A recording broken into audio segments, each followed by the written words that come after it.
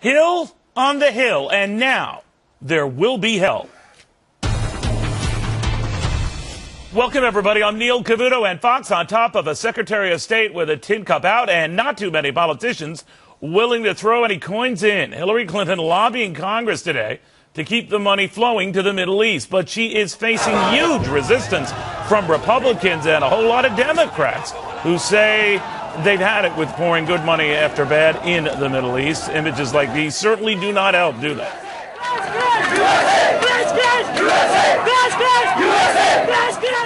To Ron Paul, who says long before this, close the spigot and close it now. Congressman, good to have you.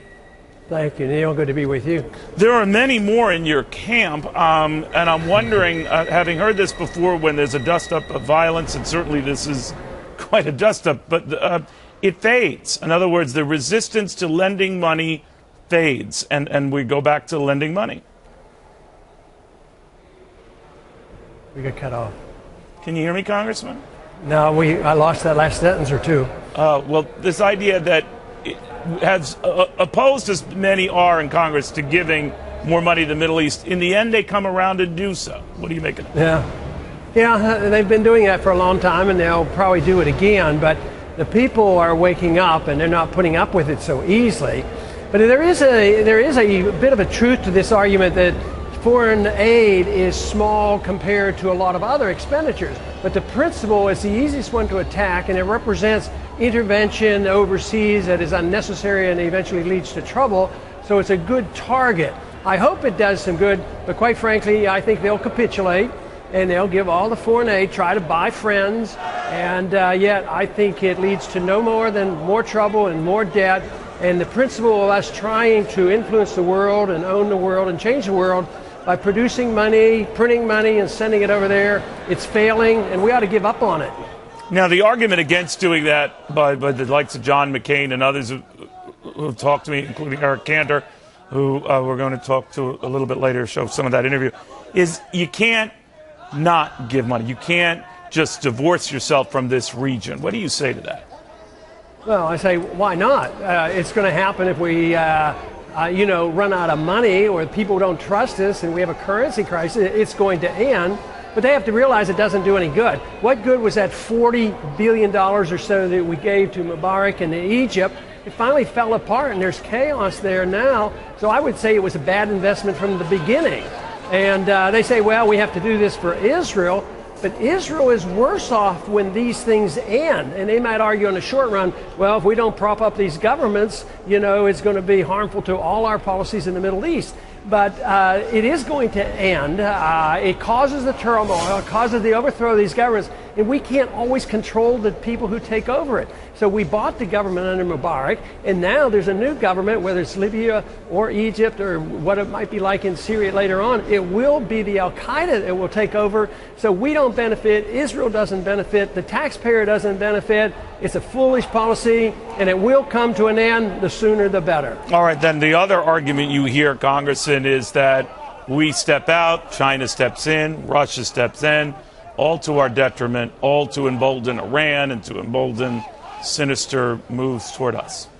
I think they're smarter than that. They probably won't do it, but if they do, I think the Soviets and the Russians had their fill of it when they were in Afghanistan. I mean, they were stung badly. They wised up and left and went through the disintegration of their empire. China doesn't have a history of doing this. They're more like capitalists. They actually sell us stuff, save money, invest in Iran and invest in these countries. So they do not have the same characteristics that we have had for 100 years of putting troops overseas and occupying country and picking and choosing dictators. So I think it's a possibility, but unlikely. And if it did, it would fail for them. If it's failing for us, it would fail for them as well. But I'd let them have the burden and the problems and the complications rather than have the American people suffer from the consequences. Do you think in the end, Congressman, they just hate us? That some of these extremists, we had and have a president who's tried a more moderating approach to reach out to the Muslim world after a president who did not, this president says, and no matter how you slice it, and no matter the administration, invariably the same "we hate you, America" response. What do you make of it?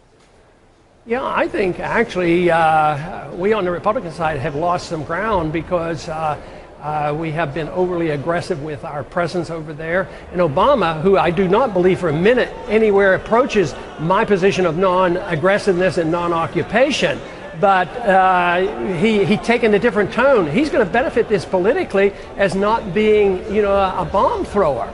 But I don't. My position generally has been that in the very many years that I've been here in Washington, that policies, and especially foreign policy, it really never changes from party to party. There's a general endorsement of us being involved, and it's been going on for a long, long time.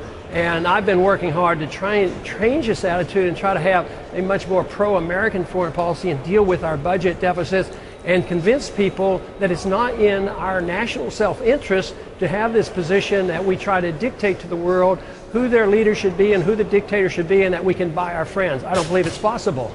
And there is the little detail, as you've reminded me, we don't have the money to buy off anyway, but that's a separate issue. Ron Paul, thank you very much. Thank you, Neil. All right.